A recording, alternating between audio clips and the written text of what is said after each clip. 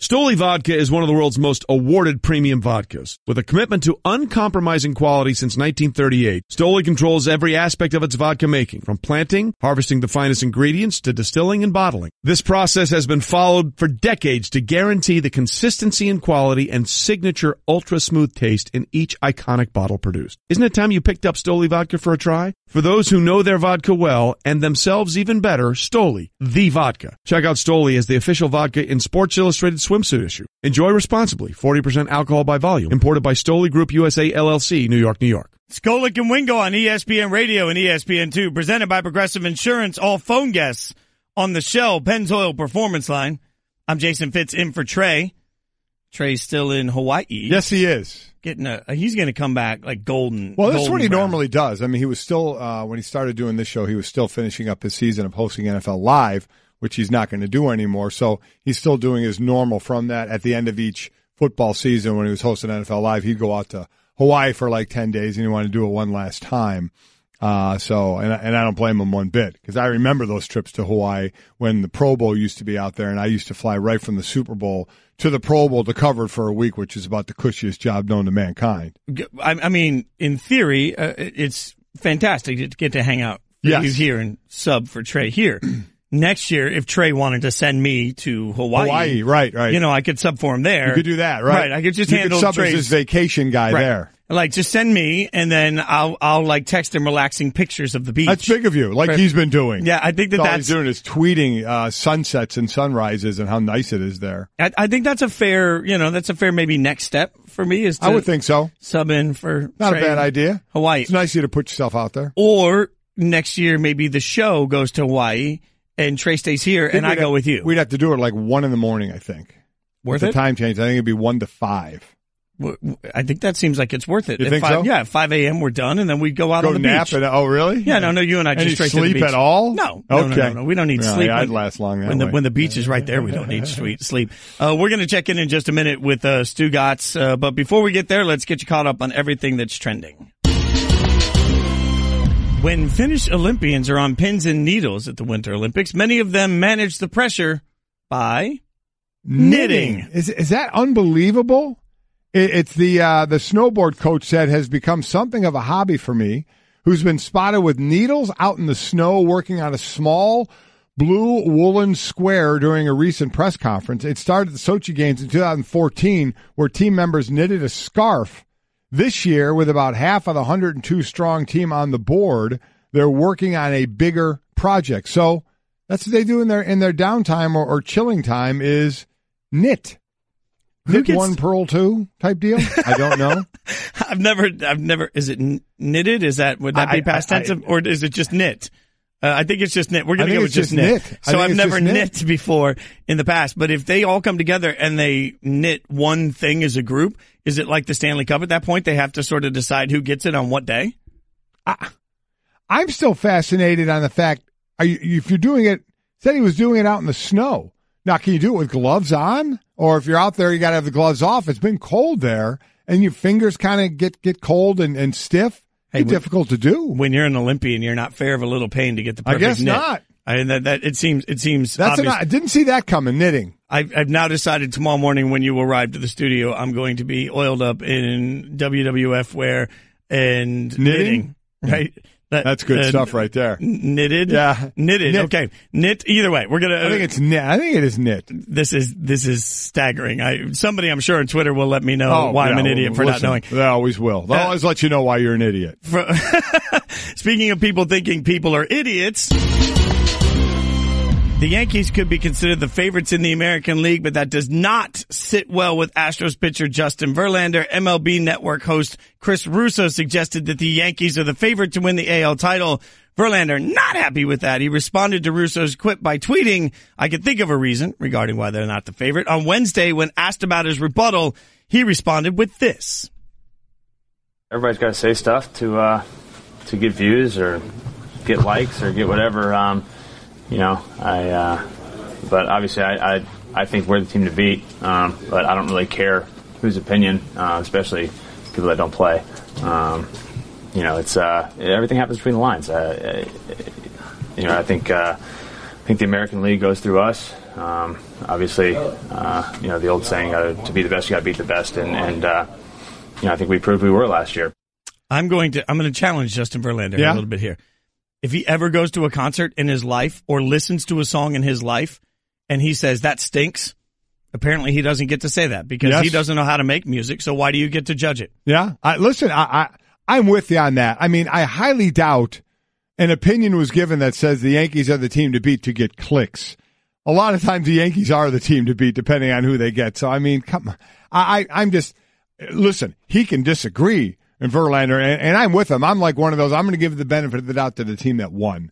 Until you knock them down, they're that team. And I think that's where Justin was going. But to start to go down that road of, and I'm really not going to listen to a guy if he doesn't play, I mean, you're right then. You just open yourself up to, well, I don't ever want to hear an opinion about you other than baseball then. Right. That's what and it's not fair. People can have opinions about everything. You can disagree with the opinion. That's fine. But you can't say, I don't care about it or they can't have one because they don't play the game. Especially coming from Chris Russo, who obviously is not somebody that does. No. I mean, Chris knows what he's talking about. Exactly right.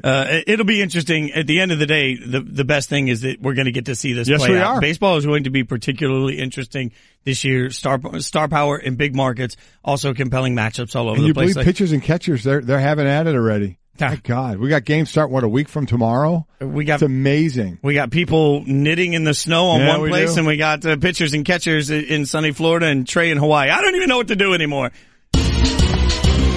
I do know that Tiger Woods is back at it. He's paired with Rory McIlroy, Justin Thomas at the Riviera. The Genesis Open gets started today. The threesome will tee off today at 10:22 Eastern. Yeah, he's played there 10 times and hasn't won. So we'll see. We'll see what's next for him. Played all 4 rounds last time. Last tournament he was in a couple of weeks ago. His driving was horrible. His putting was pretty good. Let's see what happens right now. We know the ratings will be up for those that still don't want to buy into that. I'm always amazed. Oh, why do people care about Tiger's not winning anymore? People care. Ratings are up. When at the last tournament, he's not in the last group and there's more people following his group than the last group, Tiger still has that effect. He just does, and he's going to. If he's in a tournament and if he's close to the top or in contention, ratings are going to be up for that tournament. I know I'm more likely to watch it. I'm not a big golf guy. So. And quite honestly, well, that's that's getting the casual fan. Mm-hmm. I mean, golfers are going to watch. Right? But it's that casual fan. Oh, is Tiger in it? Oh, Tiger's playing. Oh, Tiger's in contention. I'll sit down and I'll watch a little bit. That's what's going to get the casual fan. So it's Golic and Wingo on ESPN Radio and ESPN2. That's what's trending. I'm Jason Fitz in for Trey. And obviously every week we get the opportunity on this show to hang out and talk a little bit to Stugotz from the Dan Le Batard Show with Stugotz. And I know we typically like to have a lot of fun, and I know we'll get there, but we need to start first and foremost with Stu, you live within walking distance of Stoneman Douglas High School. You live in Parkland, Florida. Kind of give us a little sense of the feeling in the community right now. Good morning, guys. Yeah, and I need to get to fun, so help me out with that. I'm also hearing myself in my headset, so I'm just going to take it out. Guys, listen, really what happened was it's a surreal day. I'm still kind of coming to grips with what happened to my hometown yesterday. Mike, I know we can all relate to it, right? Mike, I know what happened, Sandy Hook, pretty close to you. So you know how a community and how they are after an event like this, and also how they can rally together after an event like this, which was really nice for me to see. But that school is walking distance from my house. My kids, fortunately, do not go to that school. Many of their friends do. That is a public school. There's a private school that my kids go to. That's about 10 minutes down the road. All their friends go there. Parkland is a great place. It's a small city. There will not be a single person in that city who won't be affected by this in some form or fashion. So it was a difficult day. You get a call. The shooter was at large for a while, guys, and because of that, all the surrounding schools were in lockdown. So to get that call from my daughter, which I got yesterday, Daddy, why am I in the library under a desk with police officers telling me just to stay down? Those are difficult conversations to have. And then to have friends of mine who, one kid was in the classroom where 2 or 3 of the kids were shot, and he had called his dad and basically said goodbye, and to have to witness that, and then he's okay. But just the conversations that I had to have with his father last night, my neighbor hugging his daughter because 2 bullets went through her classroom door. It was just I'm getting emotional as I talk about it, and you guys know that I don't really do that. But, it was a tough day yesterday, and to see that all kind of play out in my hometown.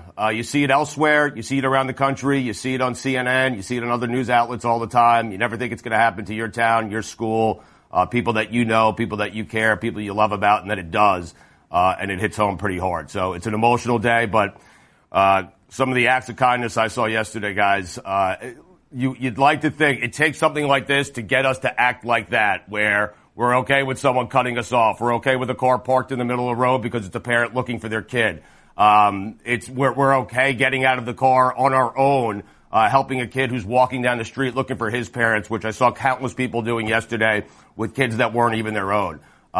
You'd like to think that's the way we should always treat people, but the reality is we know in a couple of days we'll go back to life as we know it, I guess. But I wish the way people acted yesterday, I wish that's the way people would act forever moving forward. But the reality is that's not going to happen. Yeah, that's and I know I'll wait for you to put the earpiece back in so you can hear me. You mentioned that in your tweet, and it does seem to happen that way, and where you saw people kind of coming together a little more, and what I would imagine is going to be even a horrific couple days for some people the rest of their lives with how they've changed out there yesterday. Yeah, it's life-changing, Mike, and I'm sorry I got to do this with the earpiece. It's life-changing stuff. There are people who are going to be, fortunately not me and my family, but many families that I know. It's one of my closest friends getting a call from his two daughters who are locked in a closet saying, "Daddy, why is this happening? Am I going to make it?" And him having to have that conversation. Yeah, they're going to be scarred for the rest of their lives, but you know what? They'll get through it. They're strong kids with great parents and a great community. So we'll just have to, kind of rally together like most communities do in this situation and get through it. And guys, I don't do anything political here. I don't care what side you are as far as guns are concerned. I think we can all be on the same side that protecting our kids, is important. And the fact that we don't have just teams of security and police and armed guards. Teams, not one, not two, not one here, one there, three there. No, teams of guards at all of our kids' schools does not make any sense to me in 2018. We're talking to Stugotz from the Dan Le Batard Show with Stugotz. And Stu, so this is a difficult transition, but I think in the interest of just trying to give a little distraction, a little entertainment, we'll switch gears to sports here, and I know that's obviously difficult to do given what you're going through and given what everybody's viewing in this. But let's do it though. I need some fun. I need some laughter in my life. I need some fun and laughter. Let's go. Okay, so tell me your thoughts on Steve Kerr just deciding that he's gonna let everybody else do his job and let them coach themselves the other night. All right, so I have a feeling Golic's going to be on the other side of this. Jason, I don't know where you stand, but Steve Kerr, to me, that is so disrespectful on so many levels. First off, guys, 82 games. You have 82 nights that you are asked to coach per year. 82 nights. You work 82 nights a year. You get paid a lot of money to do it. To do that to the Phoenix Suns, basically what you're doing there, he wouldn't do it to the goal. He wouldn't do it against the Rockets. He wouldn't do it against the Cavaliers. He wouldn't do it against Greg Popovich and the Spurs. Why? Because it's disrespectful. And Greg Popovich would view it as disrespectful. And that's a guy who, sits his star players on big road games. It's just so disrespectful on so many levels because the way it comes off, whether he intended it to come off like this or not, the way it comes off is, hey, the Suns are so bad, I can sit back, put it on cruise control, put my arms behind my head, and let Draymond Green and the other players coach the team during an NBA game. Now, Steve Kerr, it is your job to coach that team. And if you can't reach them, it's your job to reach them. You don't need the players to reach them for you. That's your job. They had won 7 of 10 coming into that game. That was Steve Kerr just saying, hey, I don't even need to coach this game. We're going to beat this team by 46. He did it because it was the Phoenix Suns, and he could do it to the Phoenix Suns, and because no one cares about the Phoenix Suns, and it was completely disrespectful to do to their head coach and to that team. All right, I'll let you put your earpiece back in so you can hear me. So you can hear me completely disagree with you. I'd take it as nothing more than and Steve Kerr. You know who he needs to worry about? His team. That's it. The fact that he's playing a direct team, that's not his fault. That's a Phoenix Suns fault for being as bad as they are. They need to worry about how bad they are, not Steve Kerr. The fact that they're playing a garbage team like that. And you know what? It's the middle of the season. It's a way to break up the monotony for his team to worry about his team and not worry about the other team. Where this is professional sports, this is big boy sports here. You don't worry about if you're the Phoenix Suns, and I'm glad I didn't hear. I think only one player may have alluded to it, but sit there and be disrespected by, you want to not be disrespected? Don't stink. Don't stink, and maybe you won't get disrespected a little bit. Let's worry about that more than Golic. I think it was Jared Dudley who said it. It was Jared Dudley, and he did acknowledge, hey, we didn't play well. We probably should stop him. So I understand what you're saying, but he only did that because it's the Phoenix Suns. That's and right. So bad. I agree. He does that to Greg Popovich. Popovich has an issue with it if he does it, Mike. Well, he wouldn't do it to Popovich because Popovich isn't a garbage team. I mean, it's like a football game. If you have all of a sudden you see these teams that they play they play the soft schedule halfway through the season, the beginning of the season. Their backups are in the first quarter running dive plays. I mean, that's just the way it is against bad teams, and Phoenix is a bad team. You guys are both missing what's really important here. And the fact is, I don't care about disrespect.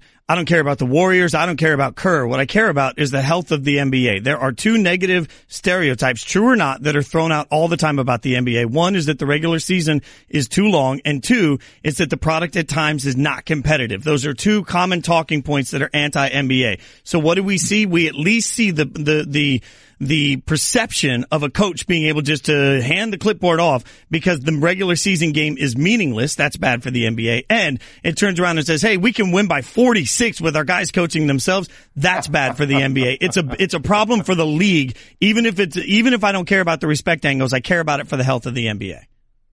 I mean, that's a really good point, and it's something I said the day after it happened, guys. Like, that is bad for the NBA. There's no question about it. And that's listen, say what you want about the Warriors. They're entertaining, they're fun, and maybe they are good for the NBA, but what drives people crazy about the Golden State Warriors is it's so lopsided. They have an all-star team. They have the Western Conference all-star team. It is so lopsided that without their coach, without some of their star players at times, they can beat teams by 40 points. That's why so many people, myself included, obviously, had such a big issue with Kevin Durant going to Golden State. That team was already great. Now he made them a team that's basically unbeatable. And I'm sorry, guys, that cannot be good for the NBA. It just can't. Well, I mean, all I got to say is the one thing I'll say, I'll let you put your ear back in, is ratings were up last year. A lot more people watched, and the ratings were up in the playoffs as well. So, you know, and arena attendance was. Yeah, but Mike, I think some of that was a product. I'm sorry to cut you off there. It's tough to hear you, but I think some of that is a product because people still held out hope. Hey, it's Kevin Durant, it's LeBron James. LeBron James beat them the year before. Maybe LeBron can do this thing again. They held out hope, and then Golden State just thumped them. I don't think anyone, Mike, I think the NBA Finals, if it's going to be Golden State and the Cavaliers again, I think the NBA Finals is going to be way down because I don't think anyone buys that, even with this new look Cavalier team, that the Cavs can get past the Warriors. I don't think anyone buys that. I think a lot of people might be looking, Stu, might be looking at the Houston Rockets, who at the break here have the better record. So maybe instead of worrying about the finals, maybe that Western Conference Finals would be the high-rated thing this time around. But we can continue to talk about how ratings are up and attendance is up. That's the same thing we did with the NFL. When the NFL started to have what were perceived to be maybe cracks in the armor, we just said, hey, it doesn't matter. Everybody loves the product. The NFL is fine. Now we come off a year again where the ratings are down, and all of a sudden those problems are magnified. Today, is there a problem for the NBA? No. But if things suddenly turn, if some of those stars become less marketable, if the competitive balance continues to turn this way, at some point we'll look back at these Kerr moments and say, I don't think that was good for the sport. It may not be today, but eventually I think that's the case. There we go. I couldn't hear you there. That was that awkward silence was me not being able to hear you. And every word I say in my headset, Jason, okay? I don't know if you had this problem when you were in your musical career, but every word I say is coming right back into my ear. And I don't like that. I don't like the sound of my own voice. All right. So we're going to end this with one beef, Stu, and then we're going to let you go. So we end the technical difficulties. Do you have more beef with me avoiding the massage bet or me trying to bribe you with a spa treatment? Wow, this is a tough one. Go, because I want the spa treatment. I just don't want it from you. But Dan wants the bet, and he wants it paid off. So, I told him I was perfectly fine. You had offered spa treatment for me and my wife, and I will take that. And if you just want to give it to my wife, that's fine too. I don't care. But I actually would rather have a spa day at a really nice resort down here somewhere than have your hands all over me. So that's fine. I'm fine with it, but you got to convince Le Batard. He wants your hands on my butt. Sorry, Mike. Well, I mean, there's really no convincing. I'm just going to do what you want. Levitard has nothing to do with the bet. It's a bet between you and I. So if that's what you want, that's what you're going to... Mike, it was a bet between you and Dan that somehow I got shoehorned into this thing, okay? Yeah, I guess that's true. It was the you. You're right about that. Well, you know what? I'm bigger than Dan, so size matters. So I win. Okay. It's great Whatever stuff. you guys want. You two figure it out. I'm just telling you. Listen, I walk into a room, and I have a choice of two masseuses. One is Mike Golic, and one is anyone else. I'm sprinting to anyone else. So I'm good with your spa day, man. All right, man. That's cool. Hey, Stu, we're thinking of you, my friend. Thanks for Stu. giving us some Appreciate time this it, man. morning, man. We appreciate it. Thanks.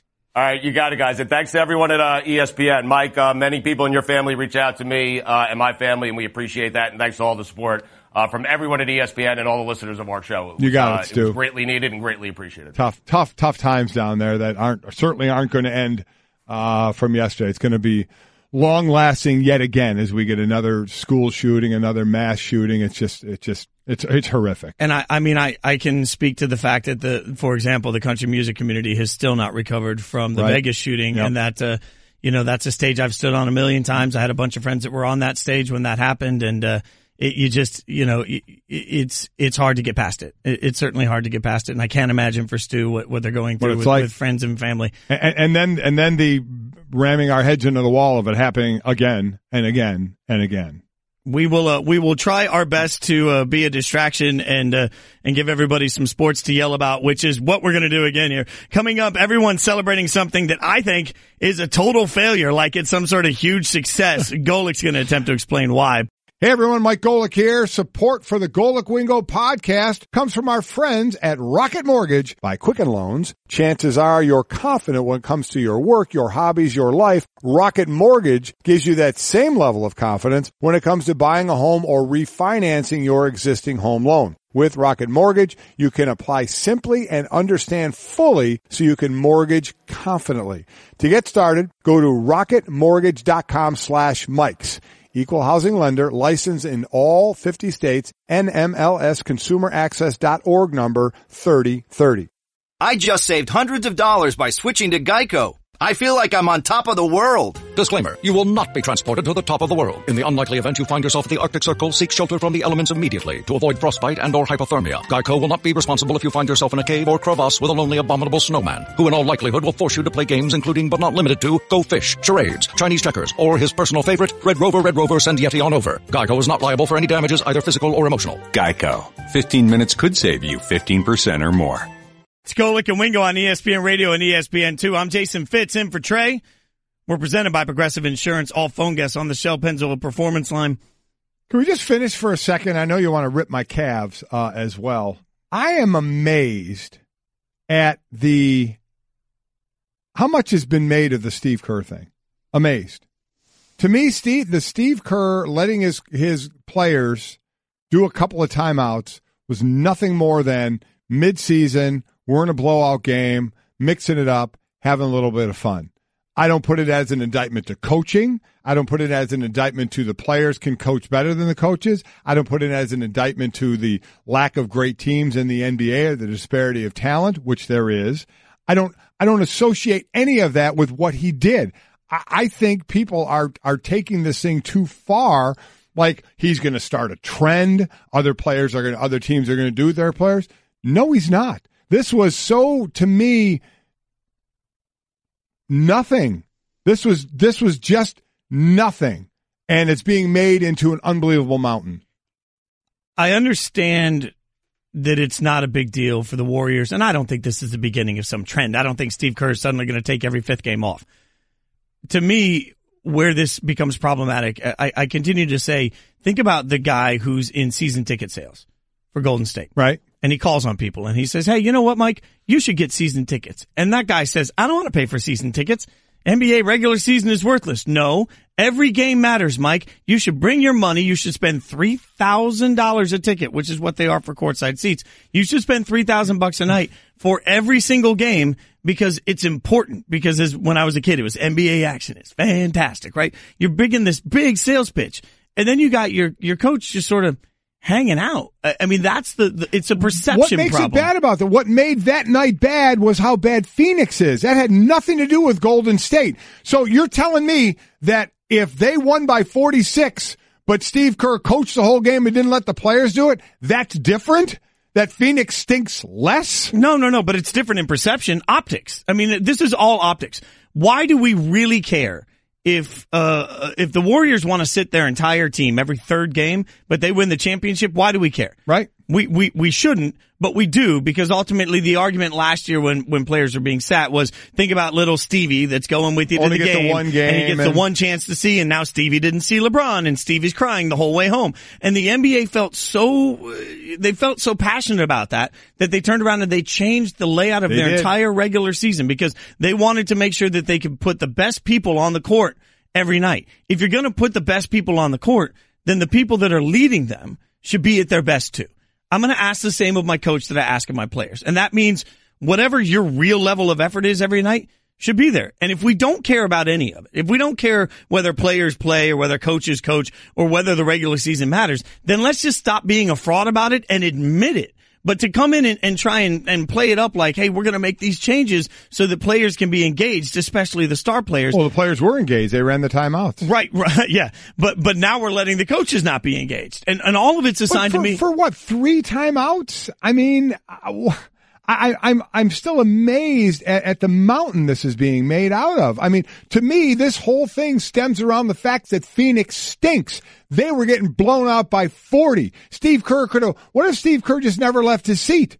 I mean, why is that an indictment on Steve Kerr when the Phoenix Suns stink? If Steve Kerr just sat in his seat the entire game and his team won by 40, is that an indictment on Steve Kerr? Oh, he didn't coach tonight. Well, you know what? He didn't have to, because that team they're playing stinks. So why is that on Steve Kerr?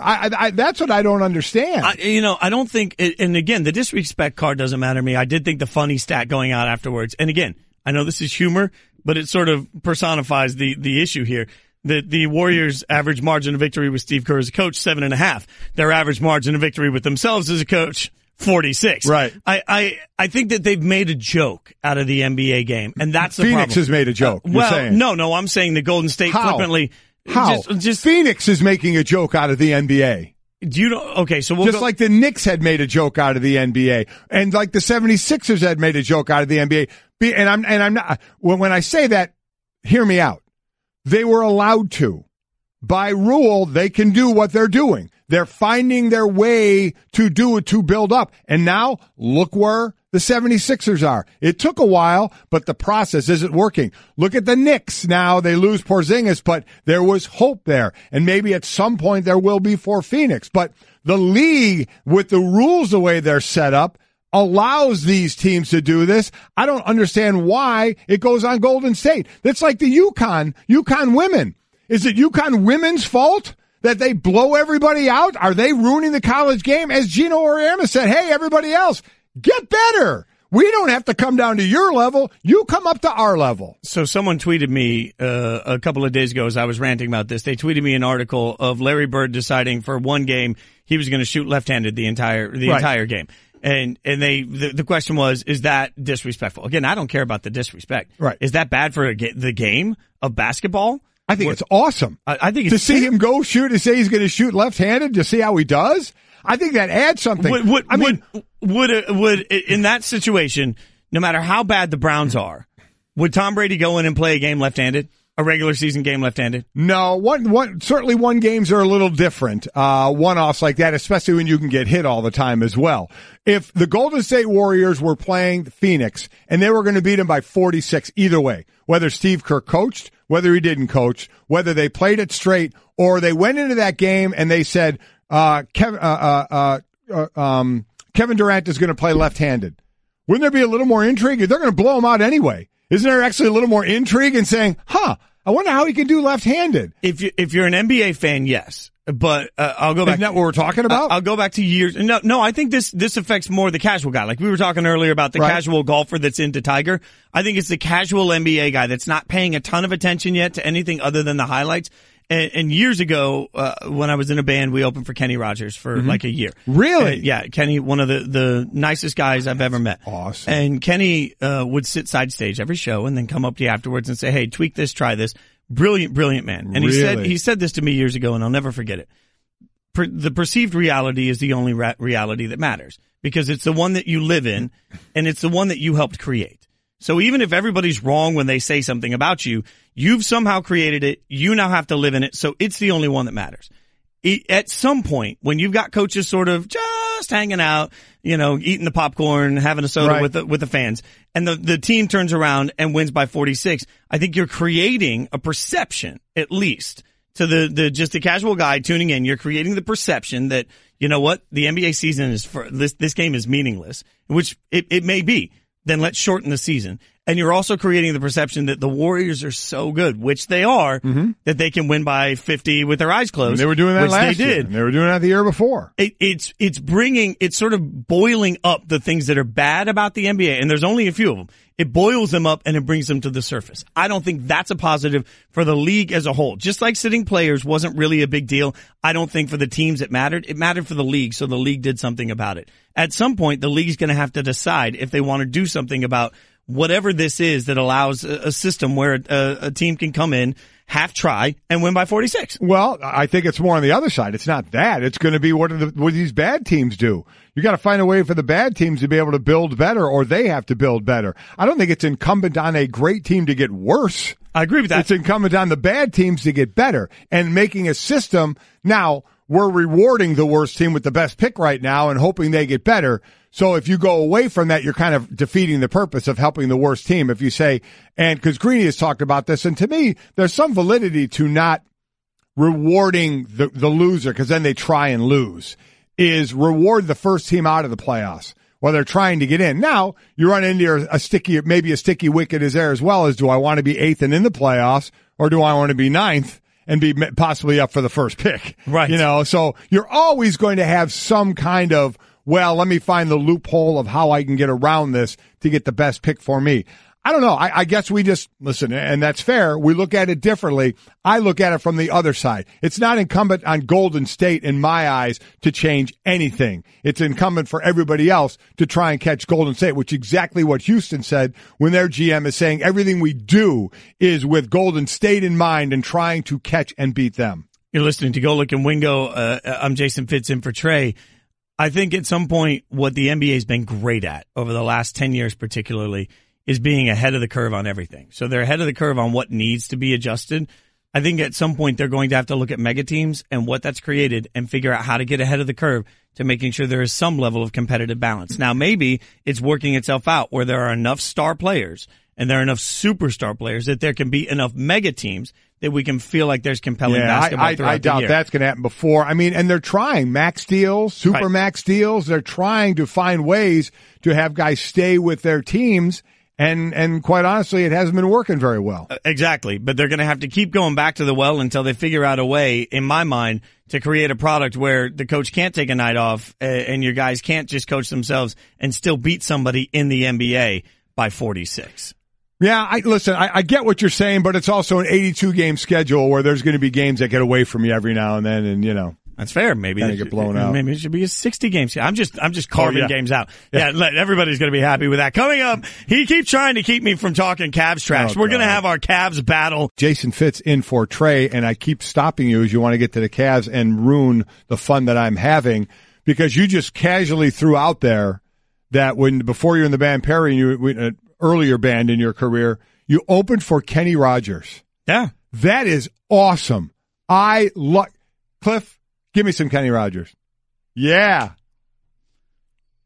Know when to fold 'em, know when to walk away, and know when to run. You never count your money. I can't even put into words. At the table, there'll be time enough for counting when the dealing's done. It's funny. That had to be awesome. I love how, the Twitter world is what the Twitter world is, but, about half the Twitter world likes the fact that I talk about music and the other half tells me, they get it. I was a musician. Oh. But let me tell you something. I like the half that loves talking about it. Let me tell you something, Mike. If talking about my career gets you to sing me Kenny Rogers every morning, I'm fully in. Like, I'm just going to take this seat when Trey comes back, and I'm just going to bring an acoustic and sit behind him the whole time and just strum Kenny Rogers tunes to see if I can get you to randomly break into the song. Just tell me, because I don't want to say who it was, when you love music of somebody and then you get a chance to meet them.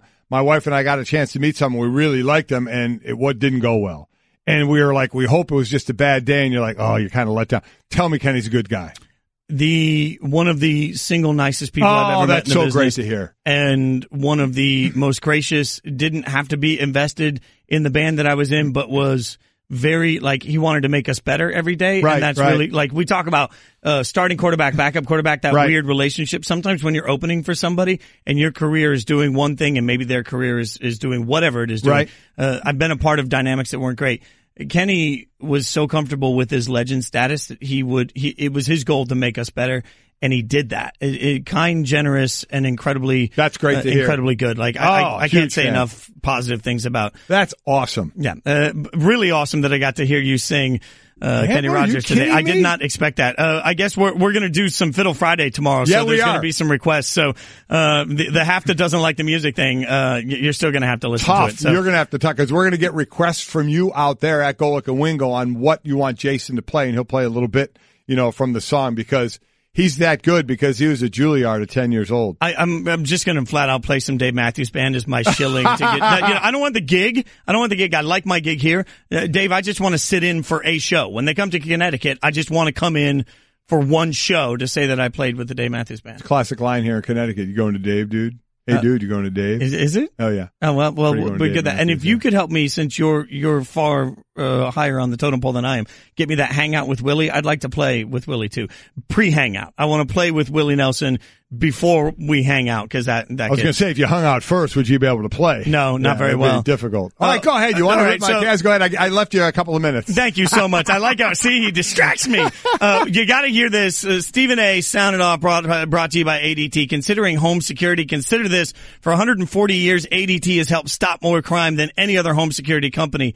Visit ADT.com to learn more. Stephen A. talked about it. You got to hear what he said. This is him talking about the Cavs. I'm of the mindset right now, they'll cakewalk through the East.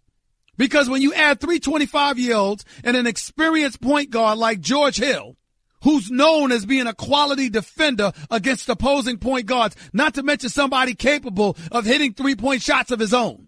When you have that at your disposal, when you have that available to you, you have upgraded exponentially. And if you've done that, how are we to look at the rest of the East? In Boston, Kyrie they don't have any depth. Toronto with DeRozan and Kyle Lowry, you don't know whether you can trust them. The Washington Wizards got emotional issues. Who's going to stand in the way of the Cavs? The Cavs are going, if they cakewalked last year through the Eastern Conference, why wouldn't they do it this year? Even if they cakewalked through the Eastern Conference, that's not good enough. And that's the piece of this that I agree. This is, you've got LeBron, and whatever they're doing, upgrading exponentially forgives the fact that they put themselves in the situation going into the year where they had to upgrade exponentially. They have failed LeBron James this year. I'm not saying about forever. Right. This year, they've failed LeBron James because he's not in a situation where he's going to win the championship. LeBron's not going to win it all, and that's a failure. Well, let's see where this new part goes. I'm still holding out hope. But before they made the trade, you're absolutely right. And that's what it's gotten down to with LeBron. It's, you get a few core players, and Kyrie certainly was one of those, and then you bring in the hired guns around them. And this year it was abysmal, and they lost Kyrie. And you were trying to replace him with Isaiah Thomas, who was a big offensive guy last year, certainly a defensive liability, and coming off of a major hip injury as well. So he was surrounded this year beginning as worse as he's ever been. But because when he was first in Cleveland and he took a bunch of no-names to the finals, even though they got smoked by San Antonio, the thought process is, well, at the very least, you get to the finals. Even if you lose there, you get to the finals. Now I think they're getting there again. I had my worries with that team, but after that trade, it seems like they're going to get there. Golden State's going to be favored. Golden State may have a new nemesis in Houston. We'll have to wait and see, as Houston has the best record going into the second half or after the All-Star break. But I agree with you. Winning the East would be a complete failure if they lost it. They have to get to the finals, but then that's a tougher road there. Every team and every player says our goal is a championship. Yeah. For LeBron, that's real. So anything short of that goal is not going to be enough for LeBron, and it shouldn't be enough to keep the Cavs as an organization happy. Coming up, we'll talk to a man next hour with intimate knowledge of the Cavs and what determines success within the organization. We'll do that. Golic and Wingo on ESPN Radio and ESPN2. Stoli Vodka is one of the world's most awarded premium vodkas. With a commitment to uncompromising quality since 1938, Stoli controls every aspect of its vodka making, from planting, harvesting the finest ingredients, to distilling and bottling. This process has been followed for decades to guarantee the consistency and quality and signature ultra-smooth taste in each iconic bottle produced. Isn't it time you picked up Stoli Vodka for a try? For those who know their vodka well, and themselves even better, Stoli, the vodka. Check out Stoli as the official vodka in Sports Illustrated swimsuit issue. Enjoy responsibly. 40% alcohol by volume. Imported by Stoli Group USA, LLC, New York, New York. Golic and Wingo on ESPN Radio and ESPN2, presented by Progressive Insurance. All phone guests on the Shell Pennzoil Performance Line. I'm Jason Fitz in for Trey. This hour of Golic and Wingo brought to you by La Quinta Inns and Suites. Book at LQ.com and win at business. And you know, we're going to have a little fun. Yes, we are. We get to, might be more fun than usual. Mike. Well, we've been having a total blast. We've been disagreeing this morning a little bit and been good. I feel like, you know, we're having like it's our first tiff, maybe? Yeah. Yeah, we'll go with that. You better get me some flowers from 100flowers.com. 100% in on that. Like you seem like sort of a Tiger Lily guy. We'll find out. ESPN NFL analyst Damien Woody joins us in studio, giving the Straight Talk brought to you by Straight Talk Wireless. Best phones, best networks, no contracts. Tiger Lily guy. I'm definitely definitely a Lily guy. Okay. Yeah, I'm definitely. It fits my persona. Yeah, it fits me. A Lily does. A Lily, yeah. That's interesting. I'm not even going down that road. I don't know. I don't even know. I love the fact that like Mike is so uncomfortable. I don't know how I managed to find the lowest common denominator with everybody. Golic, do you have you're like a tulip guy? Maybe I am not a big flower guy. Not gonna lie. Yeah. How are you not a big like that? Wasn't even an option for the question. I mean I'm all about sending people flowers and all that. He's just shooting it to you straight. Yeah, yeah. I liked the chocolate roses we had in here yesterday for Valentine's Day because I could eat them. You know, I saw the chocolate rose this morning, and I thought maybe it was a prop, so I didn't eat the chocolate rose. And sitting here, and then Golic Jr. comes right in and ate it. Just scarfs the whole thing down, like right in front of me. Mm-hmm. That's my type of guy right there. Yeah. I wish I was in here. You know, there's only one more. Everybody sometimes worried about taking that last one. He wasn't at all. He just grabbed it. Well, which is fine. We'll grab on to what's trending now. You like that segue? That was pretty good. Well done. Tiger Woods paired with Rory McIlroy, Justin Thomas at Riviera. The Genesis Open gets started today. The threesome will tee off today at 10:22 Eastern. 10 starts there, has never won. So, but we'll see. You know, the comeback yet again for Tiger. Let's see what the driver does. The driver was all over the place in his last tournament a couple of weeks ago. And let's see where he progresses to. There'll be big crowds again following him, because he's back and hoping he does well. Some are fine that he's gone. You know, he's kind of get that polar opposites of some people either wishing for him or against him. But I look forward to watching him play, and I hope he starts to get back in the thick of things again. Say what you want about Tiger. The fact is, we're talking about this right now. And if it were just Rory and Justin teeing off, it wouldn't be nearly the topic that it is. I mean, the fact is, it's Tiger, so we're going to talk about it. That's ultimately. You think he wins again, Damien? I think he wins one more. I think major or tournament.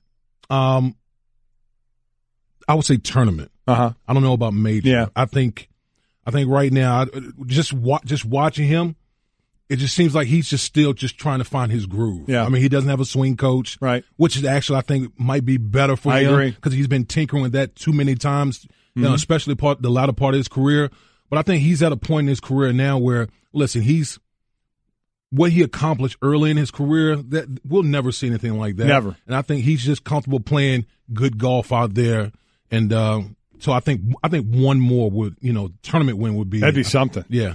You just said he obviously doesn't have his groove. For you guys, as former athletes, what's it like when you're watching somebody that has been great and suddenly you realize, man, the guy just doesn't have it, whatever it is anymore? Well, my thought is how much I feel for that person because they're used to being in that groove and being that great. And when that starts to go away, I mean, it's interesting. An athlete can sometimes be the first to know, but the last to really understand it or agree with it. Right. You may feel yourself slipping, but you don't want to buy it. Right. You say, you know what, I'm fine, when really you're not. And that's the biggest thing with any like great athlete. It's hard to come to grips with. Your mind is still as sharp as a whistle. Your mind is telling you you can go out and do these things, but physically your body starts failing you. And like we always say, Mike, that Father Time is undefeated, and it catches up to all the great ones. And I think that's the hard part for a lot of great athletes. Well, from one side of Father Time to the other, Michaela Schifrin wins the gold medal in the giant slalom. Schifrin's 22 and the third Olympian and second American woman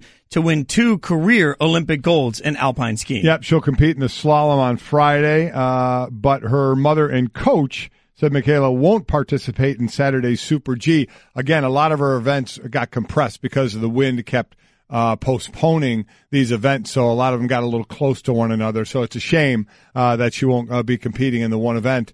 But she's fun to watch. You still have Lindsey Vonn coming up, one of the greats we've seen around time and time again. But it is with Schifrin, with Chloe Kim, the young. Right. We've been talking about this, Damien. We'll get more into the Olympics. I know you've been digging them as well. Is who's going to be the next face coming out of the Winter Olympics? It seems like it's easier in the Summer Olympics, with the swimmer like a Michael Phelps or anybody from the women's gymnastics team, right, being the face. But in the winter, it can be a little more difficult, and you're wondering who that's going to be this time around. And Schifrin certainly is going to be one whose name is right there. Oh, absolutely. I think obviously because of the popularity of the Summer Olympics and the sports that are in those games, people tend to follow them a lot more. But again, you talked about it, the wind.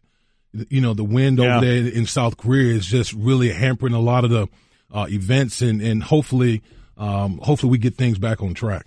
It's interesting because it's the timing and scheduling of getting your body and your mind right. Like, it's a little bit like what we talk about during the middle of the NFL season when you suddenly have a Thursday night football game. It sort of throws everything into whack. These guys have been preparing for a specific Olympic schedule for a long time. So now all of a sudden, when you go in and you think, okay, here's how I'm going to get ready, not just this week, but I realize they're used to changes. Right. And you get used to it when that's the way you compete. But these changes at this level, at the Olympics, seems like it would just be the mind game, the mental aspect of it really is going to play more into it, which is why I think it's interesting we have young athletes that are doing so well. Yeah, probably because nothing affects them right now. They don't know any better. Exactly right. Yeah. They're worrying about what ice cream they're going to eat or a churro or whatever they're going to have and not worrying about the pressure. We have people tweeting, during competition. So that kind of lets you into the mindset of what some of these, young athletes, what they're going through. I'm just saying, I think Mike was tweeting out a want for Frosties in the middle of our breaks too. So that's exactly right. I don't bring one. I'm good. I don't blame you one bit. Off the top. Oh, son of a gun. Wrong button again. There we go. I got it this time. Oh, you know what? I'm just going to do it one more time to prove I can. See? There we go. They're so close together, guys. When Finnish Olympians are on pins and needles, they don't press the wrong buttons. No. In fact, they manage the pressure by knitting. I mean, seriously, they knit out in the snow, out in the cold. So I would ask the question, they have the gloves on, the gloves off. Is it cold? But they're knitting. A lot of the athletes are knitting to kind of take the pressure off. You ever knit in your life? I've never knitted before, but if you're knitting with gloves on, I think that's pretty impressive. I don't know if they are or not. I mean, they're Olympians. I mean, they're capable of anything. I would have pictured you as a knitter. Well, I'm a man of many multiple talents, many talents, but that's not one of them. Clearly, no. Well, that's fair. Obviously, Damien, that's what's trending. That gets us caught up on all of the hot news. How are you so far in the Winter Olympics? Are you mega into it? Are you sort of somewhat engaged? Where are you on it? Oh, I'm Shaun White. I mean, is a big big draw for me, but curling. That digging is it, huh? Yeah. Like I was watching it like at 4:30 this morning, watching the curlers go at it, and I'm just so fascinated by the sport. In particular, what's the one guy with the great mustache? Matt Hamilton. Yes, Matt Hamilton. Great stash. I'm always I'm already gravitating towards a guy with a great stash, and boy, He's a good one. Matt, he's the one with the sister, right? Him, Matt and Becca, the brother sister, and they were interviewing Matt early on. They were struggling. They were struggling early in the mixed doubles, and he wasn't dealing with it very well. It was kind of short answers, but I mean, they were having fun, obviously being in the Olympics and stuff, but they struggled a little bit. But the hat and the mustache is a great look. Mario brother. Yeah. Like he like Mario. Exactly. Yeah, a lot of people were saying that. Yeah. Yeah. There's a nice tweet out there side by side of Matt and Aaron Rodgers as Mario and Luigi, which is fairly spectacular. Are you going to grow the tribute mustache? Maybe. I've done it before a long time ago. I don't know if it suits me now. I'm more of a beard guy when I tend to grow these things out, but I love the stash. So we have said basically that of all the Olympic sports, we probably could all attempt curling. I won't sit here and belittle curling and say we'd all do great at it. We would probably stink at it, but at least we could give the impression that we could kind of do it as opposed to the other sports. Oh, there's no way with the other sports. So, but I'm going to pin you down. If you had to do another sport, you said, Damien, you can't do curling. You have to pick another sport and you have to compete in it. What would it be? Well, I know I can't do anything that Shaun White is doing. Yeah. That's just the totally, half piping, yeah. Yeah, I just need something that's downhill, straight. I can see you as ski jumping, just let it go off and just see how far Damien can fly.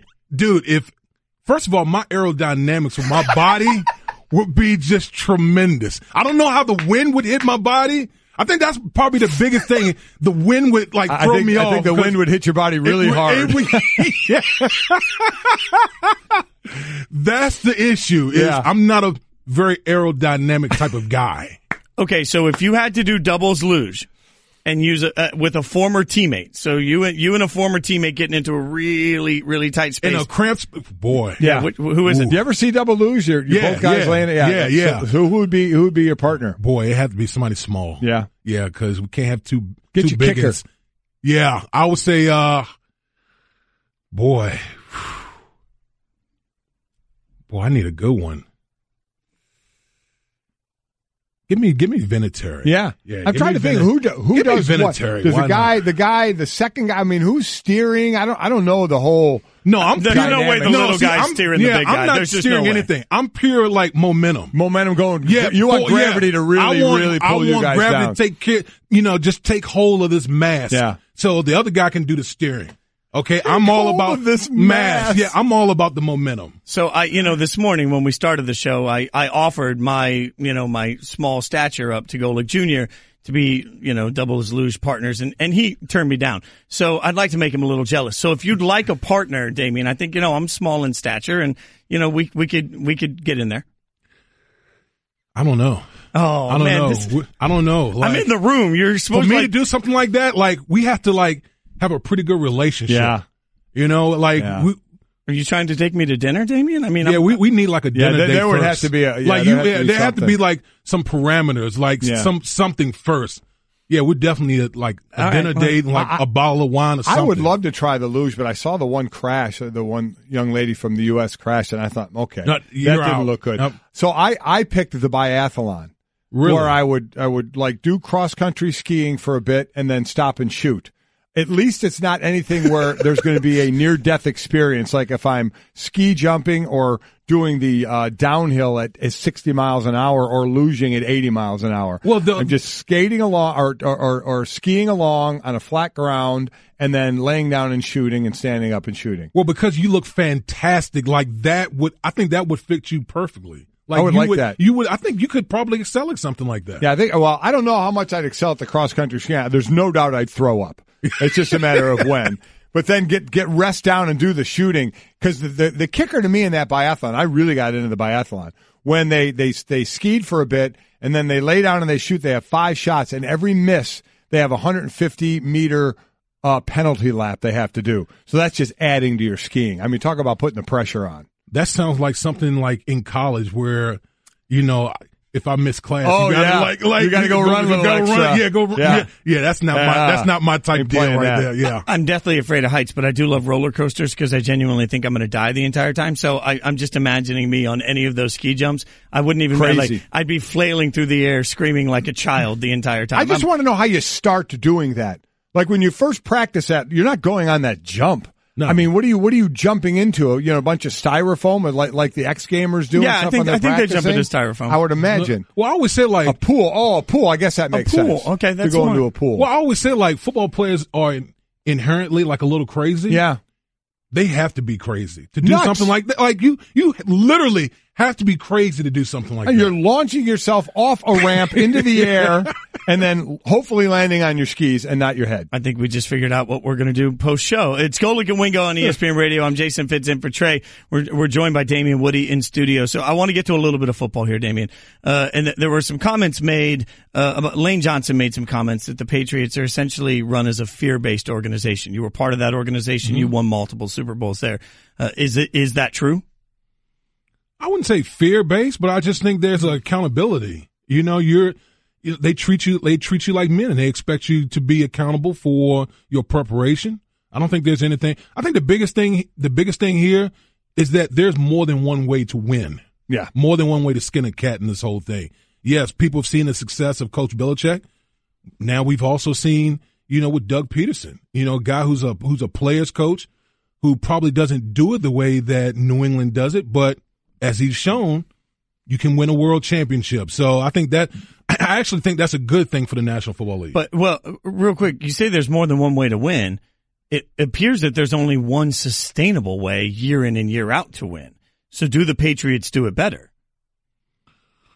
Well, I mean, listen, the stats don't lie right now. I mean, they're the most successful franchise that we've seen in, almost 20 years. It seems like every other year, every third year, they're like in the Super Bowl. So yeah, you could make that claim. But again, until we get to next season, someone dethrones Philadelphia, their style is on top. A couple of the good teams around when I was playing in Philadelphia are the 49ers, who people loved to play for that organization. How the owner then treated the players there, and the coaching staff, they were more player type coaches.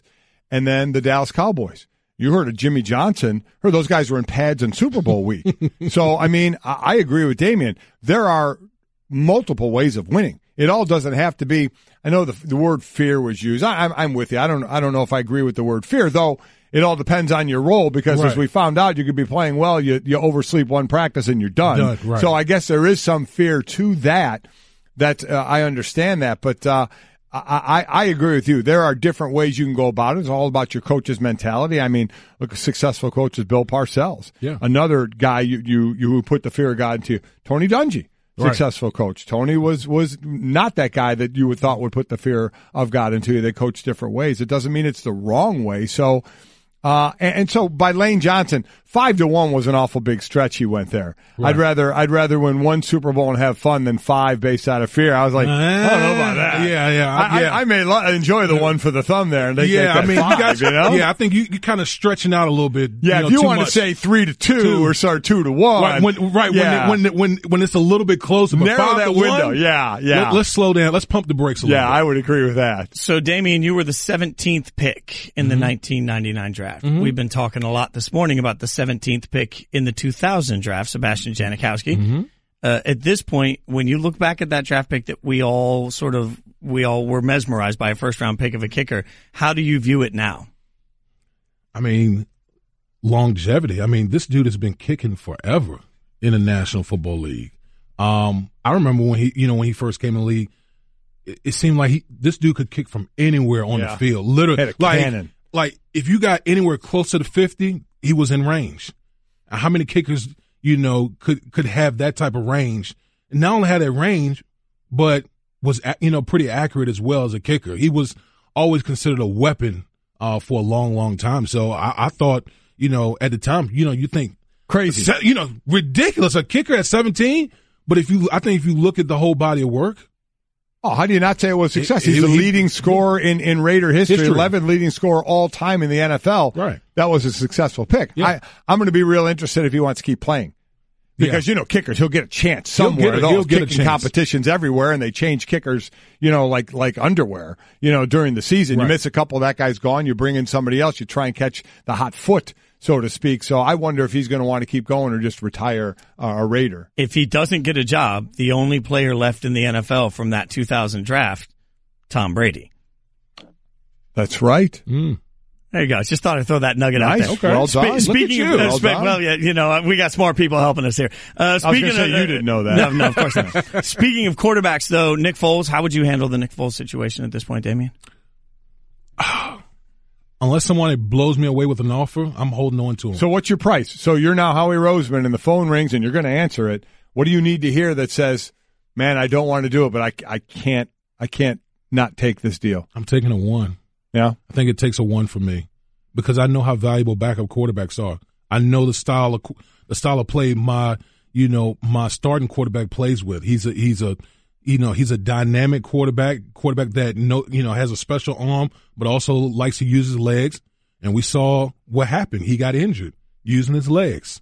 We hope that Carson Wentz come back healthy, which we all expect him to. But if for some reason, if something happens, backup quarterback position is one of the most valuable positions on a team. So I'm not going to give him away for anything. What adds to it is how late in the season Carson got hurt. Right. So they're expecting him back for some part of camp and then maybe to start the season, but then how long until you're back to what you were while the season's going on? That's a tough one. And he's not making Nick Foles not making a ton of money. Between the two of them, their combined salary cap numbers about $15 million combined. There are 18 quarterbacks in the league singularly making a higher cap number than the two of them put together. Mike Glennon is making more. Yeah, Mike Glennon is right at the 15, 16 mil range, or I know it's what he made last year, yeah? Real quick, I know we're up against it, but at some point, do we give Doug Peterson so much benefit of the doubt, given what he did with Nick Foles, that, hey, he can pick anybody up off the quarterback heap and make him into a backup? That's a tough call. Yeah, that is a very tough. Yeah, that's a very tough call. Listen, you got to give him credit for going out and going to get Nick Foles when not a lot of people really went after him. He personally went down and said, "You know what? I can use you. You're my guy." And he came in there when Carson Wentz got hurt and won a Super Bowl for that team. I think the biggest thing there is Nick Foles. It's not like he was some unknown backup who Doug Peterson turned into this, oh my God, who saw this coming? He had a great Nick Foles has had some success in the NFL. And I'll say again, the tip of the cap goes to Jeffrey Lurie, the owner, and Howie Roseman, the GM, before the season started. They had the conversation of $12 million for a backup quarterback. And it's what he was last year. It's like, do we spend that somewhere else, or is the quarterback that valuable to us? And luckily they made the right decision, and they're all going to wear Super Bowl rings for it. Damien, just let me know where we're meeting for that fancy dinner so we can start working on the luge. Okay. And then let me know where you're meeting when I can watch the double luge or whatever you're doing. I thought you were going to be our coach. I'm going to get a picture of that. We're all going to be in on coach, this. all right. The Winter Olympics that we're going to have on campus will be spectacular. Damien, thanks for the time, man. We appreciate it. Coming up, how did the Cavs define success this year, and what kind of job did Kobe Altman do at the trade deadline? We'll ask the Cavs' former GM, David Griffin, next.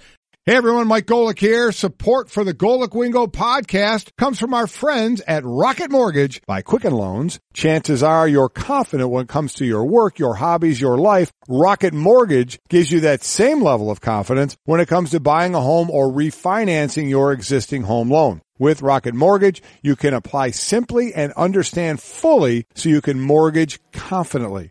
To get started, go to rocketmortgage.com/Mikes.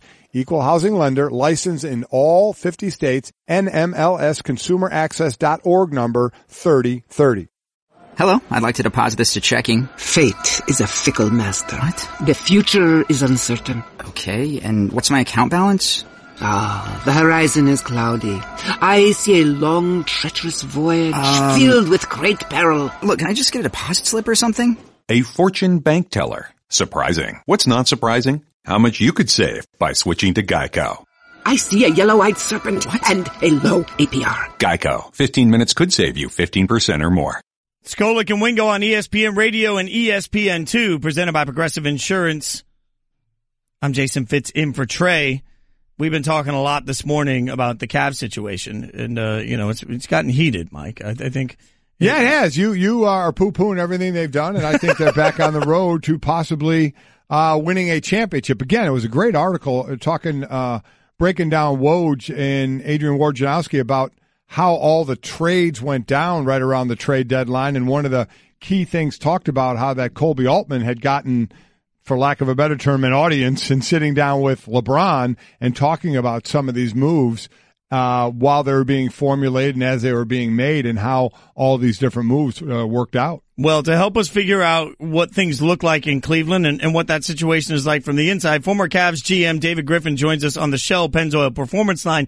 Get the feeling of being rewarded with gold status at Shell with the Fuel Rewards program. Download the Fuel Rewards app, join, and start saving 5 cents a gallon today. David, thanks for the time this morning. One of the things we've been trying to sort of wrap our heads around is what the proper expectation for success is in Cleveland. And in any year, when you have LeBron James as your centerpiece and you don't win an NBA championship, is that year considered a failure?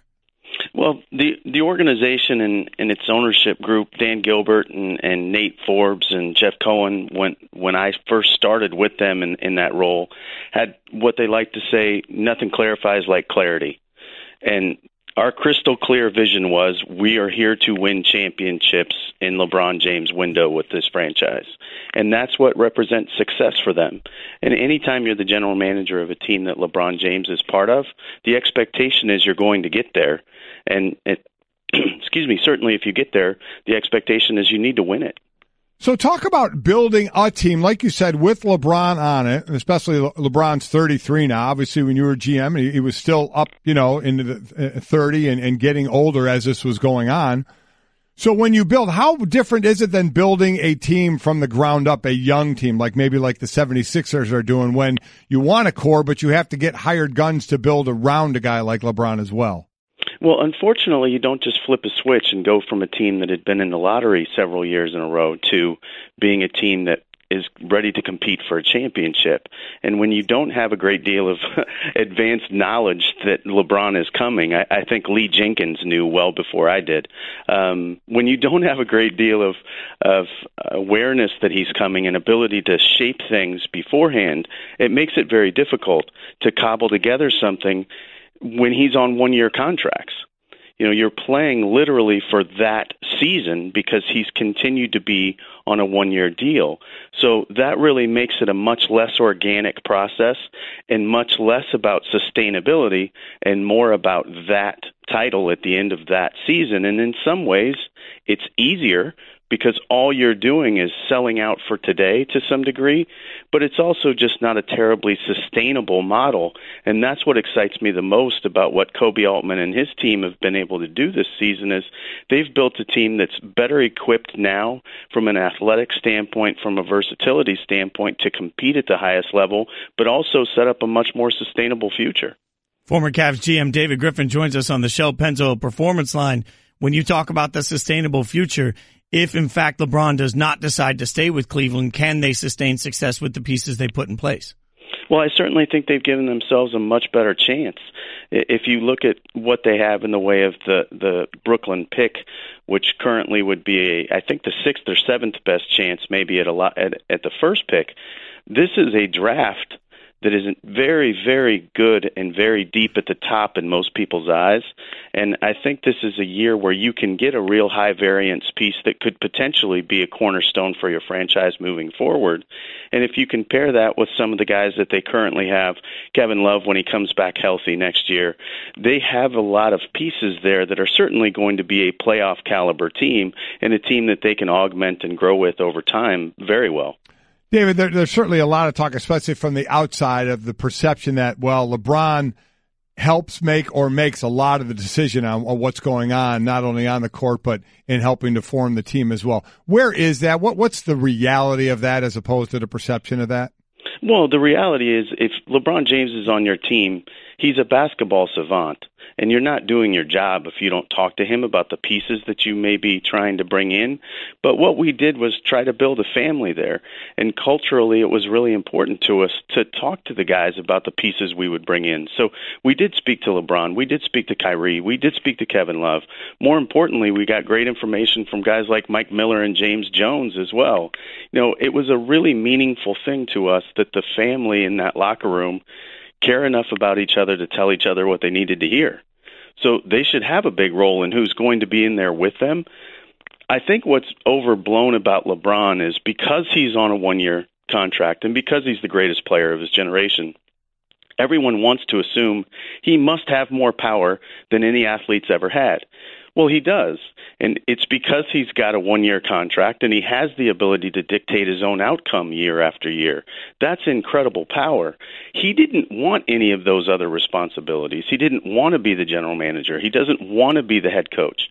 All he wants to do is lead his guys and compete and bring everyone to a point where they can achieve their greatness together. That's what he cares about. And so absolutely you would talk to him. There was never a time he walks into your office and made demands. You never, ever were made to feel like you were doing it for LeBron, but you certainly wanted to get his input. What's your sense, David, on where LeBron will go this summer? You know, it's interesting. I think he's earned the right to do whatever he wants. And Mike, being a Northeast Ohio guy, can appreciate this to some degree, too, I think. But I think when you do what he's done for Northeast Ohio, and literally thousands of kids in Akron are going to go to college because of this man, if LeBron makes a decision that there's a challenge that awaits him that he thinks is greater than staying there, I think he's earned the right to pursue it. I do think these trades are going to go a very long way towards keeping him in Ohio. And the reason is I think he recognizes now he does have a team that he can compete at the highest level with and young kids that are going to be there with him for a little while. And maybe he gets continuity that he might like. So I think this might enhance the chances he stays. And certainly if they can win a championship, I could never see him leaving in that circumstance. And still have that Brooklyn pick as well in their hip pocket to go along with the new player. So basically what Kobe Altman did, would you just say he's learned everything from you while he made that trade? Obviously, yes, of course. No, I thought what Kobe did really, really well throughout this process was just ignore the noise and do his job. He and his staff have been there before. We said for a long time we had the deepest front office in the NBA, and I think they've proven that. Trent Redden's gone on to be assistant GM with the Clippers. They're having a great season based on all of the injuries they've had and everything that they've been able to achieve. Really happy for Trent, but excited for the guys that are there. All of the brains of the outfit that were there when I was there are still there. So I think what Kobe did incredibly well was recognize this isn't about you. Separate yourself from things that didn't work and continue just to be about what makes the group better. And he absolutely did that at the highest level. How odd is it in your world to trade and have 6 people leave the team on the day of the trade deadline? Yeah, that's crazy. And I think that's the thing that's the most daunting about this. And then you think about the fact that LeBron James might be the only player in the NBA that could make this work and bring that group together in time. The thing that's the most special about that is they've got so many young kids that have not been in a winning environment that are so joyful to be there and be part of the process that what they really do is they ignite that joy in everybody else. It's very similar to what happened with Channing Frye when we brought him in from Orlando the year we won the championship. Channing came into that locker room where we already had Richard Jefferson, and they were silly together, and they had fun together, and they made fun of the fact that everybody else was so heavy and seemed to be carrying such a huge burden that it really lightened the room. And I think these young kids coming in with fresh eyes and fresh legs and being so excited to be part of the process are really going to rejuvenate everybody there. David, from the other side of this trade, from the Lakers side, as a former GM, how will this be viewed if they get rid of these pieces to clear up the cap space and they're not able to get one of the superstar players to come to LA?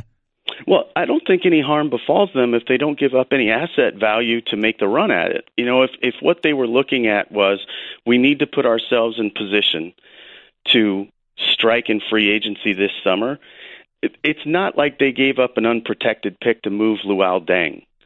I really, really like Clarkson and Larry Nance Jr. in particular for Cleveland. They're great fits. But when you're playing the way they were and trying to build through the lottery, the pieces that you need to move the needle are going to eventually be either the LeBron James caliber free agent or number 1 picks in drafts, those types of things, high lottery picks. So I think as long as they're not giving away either the flexibility to land a big free agent or giving away a top lottery pick to move a bad contract, no harm befalls them if they don't get someone in 18 and then they're positioned again in 19. But you have to feel pretty good about having Magic Johnson be the one to have the meetings for sure. David, last one from me about LeBron. If LeBron were to make it to the title again this year and not win it, and then leave. So in his 4 years back in Cleveland, there'll be one title and the rest will be losses in the championships. Would it be considered a successful comeback to Cleveland for LeBron? Oh, I certainly think it would be. And I think when you look at what he said in the piece that Lee Jenkins wrote about coming home, his goal was to deliver a championship to Northeast Ohio. He wanted kids to believe they could be a champion. And Mike, you know this incredibly well. That's a city that defined itself by its failures for years. The drive and the fumble and, oh boy, how are we going to find a way to shoot ourselves in the foot now? And what that team and what that city now believes is, well, of course the Indians are going to win a World Series. And I think that alone makes his return in that championship worth enough to allow him to do exactly what he wants to do. Real quick, David, before we let you go, got to ask, would you have traded Kyrie Irving? It's funny. I wasn't in that position. I'm never going to say that I would or wouldn't have. If he had asked me for a trade and said that he wasn't happy and couldn't be joyful in the pursuit of a championship, I probably would have, because when you're trying to win a championship, you're either all the way in or you're all the way out, and there's no in between. And had we had that conversation and that's what he said, I think you would have had to have done something, but I wasn't in those positions, so. Former Cavs GM David Griffin, we really appreciate your time, David. Thanks for coming on with us. Look forward to talking to you next year when you're a GM again. Back to leading the team. Appreciate it. Thanks, guys. Thanks, David. I like that we were both right. I mean, we've been arguing all morning. Well, it's possible that every year it is a bit of a failure if you don't win the championship, but you can still look at the area as a whole as a success because they got one. I was completely right. You were completely wrong. That's exactly what he said. He might as well have said, Jason, you're a fool. Mike, you're correct, as usual. Your name's on the show, so I'm just going to agree with you. You have the most adorable dogs. Your dogs are absolutely precious. They're fantastic.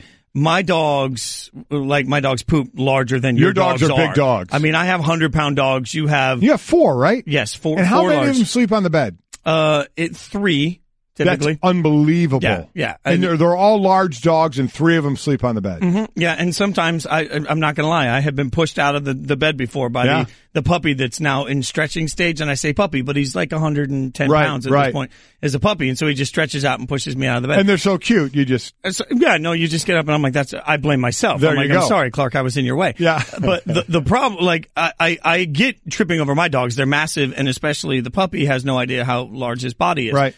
You just told a story about tripping over your pug's leash, which feels like it's very dainty for someone of your size. Well, the leash is very low to the ground, obviously, and the way he was going to take off after a dog, and I just got the leash back on him. We were out in the woods, and it wrapped around my legs, and I thought, it's about, a foot jump? I mean, the leash height for a pug? I'll just jump over the leash. As he takes off, I'll jump over, boom, they'll go through, or just fine. Didn't make it. Oh. Fell hard on the elbow, the shoulder. I mean, it was one of those where I was laying there going, you've got to be kidding me. I just did this. And it's 2 weeks and it still hurts. Were you alone at the time? Yes. Okay. That's kind of unfortunate. Yeah. It would be an interesting, test to see where your amazing, spectacular wife was in the level of laughter, because I feel like if I did that, my wife would laugh. How quickly she would have got the phone out to take a picture. That would have all happened before she even asked if I was all right. It would have gone to social media. And speaking of social media, Kirk Cousins saw on SportsCenter, we were talking about the best destination for him. So he tweets out, Cooper and I are interested in hearing where the best spot is for us. We have no idea. And Cooper is this kid who's on his lap and they're sitting on a couch watching TV. And Joe Thomas responds, I hear Cleveland is nice this time of year. That is, if you'd like to have a statue someday. Wow! Woo! Joe Thomas making the push. That is recruiting right there. Because Von Miller did it for Denver, right? Von Miller said, Kirk Cousins could take us over the top. And then he caught himself and said, I mean, we have great quarterbacks here, but, Kirk could really take us over the top. Now Joe Thomas swinging for Cousins as well. But Joe Thomas has become sort of the ambassador for the Cleveland Browns, right? I mean, that he's synonymous with the organization. And we don't know if he's coming back yet or not either. Coming off the injury. We talked earlier about the legacy for Seabass, how he'll come back into the Raider fold. I feel like there will never be a Browns anymore that exists without Joe Thomas being tied into it. Very, very true. It's interesting, and we'll see if his sales pitch works, because I'm sure Kirk Cousins is getting some free steak dinners out of everybody now. All in the name of trying to get a Super Bowl. Mm-hmm. Red Gerard tomorrow going to join us by phone. We'll talk to a little gold medal Olympian. And you'll play the fiddle. Yeah, going to play the fiddle. Thanks for hanging out with us, Golic and Wingo. See you.